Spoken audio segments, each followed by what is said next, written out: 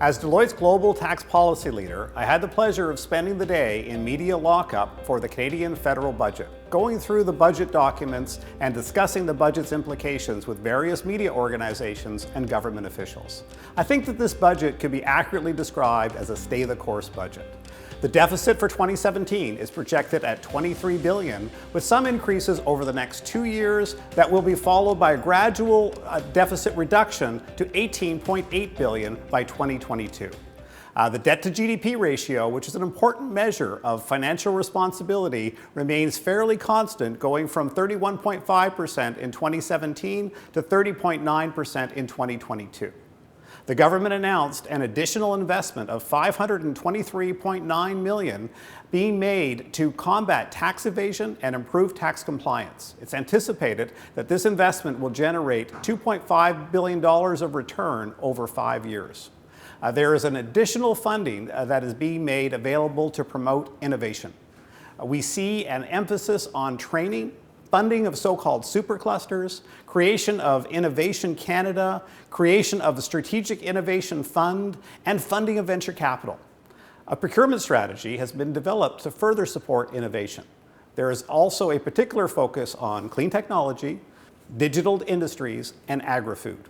No changes to the SHRED program were announced. In our pre-budget submission to the Department of Finance, which is available on our website, we recommended enhancements to the SHRED program. However, none were announced. In the financial sector, we're seeing some tax changes, including rules to facilitate the reorganization of mutual fund switch corporations into mutual fund trusts, rules to allow the tax-deferred merger of segregated funds, a new mark-to-market election for eligible derivatives, stop-loss rules to prevent straddle transactions, and new anti-avoidance rules for insurance companies that capture the direct or indirect insurance of Canadian risks through foreign branches. The resource sector is likewise seeing some changes. Eligibility for the fast write-off of geothermal energy equipment is being expanded. In the oil and gas area, qualification for fast write-off of Canadian exploration expenses is being tightened. Also, small oil and gas companies that issue flow-through shares will see an increased tightening of what qualifies as Canadian exploration expenses, and the extension of the mineral exploration tax credit for flow-through shares for another year was formally announced. Regarding international tax, the government formally indicated that it plans on signing the multilateral instrument to amend tax treaties that has been developed by the OECD as part of the BEPS project. However, no details were released regarding which options in the instrument it would choose. Also, no new measures regarding the BEPS project recommendations were announced. As such, the government is continuing to take a measured approach in this area, which is consistent with our recommendations in our pre-budget submission. Overall, the government is taking a relatively prudent approach in this budget. Given that there continues to be uncertainty in the economy, and it remains to be seen what impact U.S. tax reform might have on Canada in terms of competitiveness and trade, this measured approach is perhaps not surprising. There were some changes impacting private companies and individuals that my colleague David Mason will address. There has been much speculation that the government would raise the inclusion rate on capital gains, which is currently set at 50%. No change in the capital gains inclusion rate was announced today. This is the second budget where there was rumor that the inclusion rate was going to be increased. Given that no change was announced, it may mean that this government is committed to a 50% inclusion rate. However, the budget documentation does highlight several areas of concern for the government about the use of private corporations. One of these areas is the scenario whereby what would otherwise be income taxed at full rates is converted to capital gains and taxed at lower rates. These arrangements mean that income which would be taxed overall at the equivalent of the highest income tax rate is effectively taxed at half that rate. Another area of concern for the government relating to the use of private corporations is the ability to sprinkle income and capital gains among family members, meaning that income which would be taxed at the highest rate may be taxed at a much lower rate in the hands of a spouse or a child. A third area of concern is the ability of a business owner to retain funds in a corporation that have only been subject to the low corporate rate, and then have those funds be invested in portfolio investments.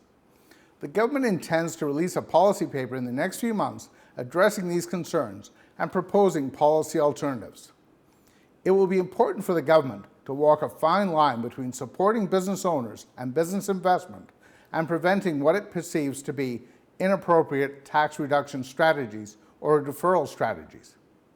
The Canadian tax system is built around the concept of integration.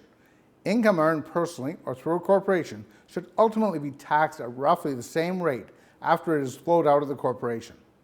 Retaining the integration system and dealing with the concerns of the government could result in a much more complex system for business owners, which is inconsistent with the government's stated goal of reducing red tape for businesses.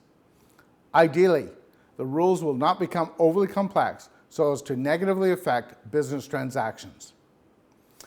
One change that was announced in the budget, which will affect certain businesses, relates to requiring professionals, for example, lawyers, accountants, dentists, veterinarians, doctors, chiropractors, to move to recording income on an accrual basis rather than a billed basis.